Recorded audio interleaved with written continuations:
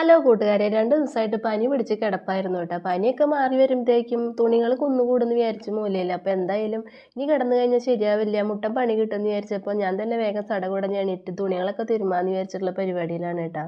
എന്തായാലും ഈ തുണികൾ മുഴുവൻ ഞാൻ അലക്കുകല്ലിൽ അലക്കി വരുമായിരുന്നെങ്കിൽ എൻ്റെ നടുവൊടിഞ്ഞ്. ഞാൻ എന്തായാലും വാഷിംഗ് മെഷീൻ കണ്ടുപിടിച്ച ആളെ ഈ നിമിഷത്തിലൊന്ന് ഒരു അവാർഡ് കൊടുത്ത് അഭിനന്ദിക്കാൻ തോന്നുന്ന ഒരു നിമിഷമാണ് കേട്ടോ.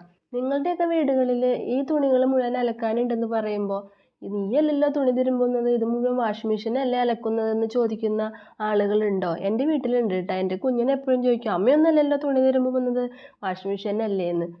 തുണികളൊക്കെ അലക്കിയിട്ട് ഒരു വിധമായി വന്നപ്പോഴത്തേക്കും നമ്മുടെ പാറക്കുട്ടി സ്കൂളിൽ നിന്ന് വന്നു കേട്ടോ. അവളെ കയ്യിൽ ഒരു ചെറിയ പരിക്കൊക്കെ ആയിട്ടാണ് വന്നേണത്. ആള് വണ്ടിയിൽ കയറിയിട്ട് ഡോർ അടിച്ചപ്പോൾ കൈയൊന്ന് ചെറുതായിട്ട് ജാമായിട്ടൊന്ന് പൊട്ടിയിട്ടുണ്ട്. അപ്പോൾ അവളതൊക്കെ ഒന്ന് ഊതി കൊടുക്കാനൊക്കെ പറഞ്ഞ് ഊതിയൊക്കെ കൊടുത്ത് ഫുഡ് അടിച്ച ആൾ ട്യൂഷന് പോവുകയാണ് കേട്ടോ.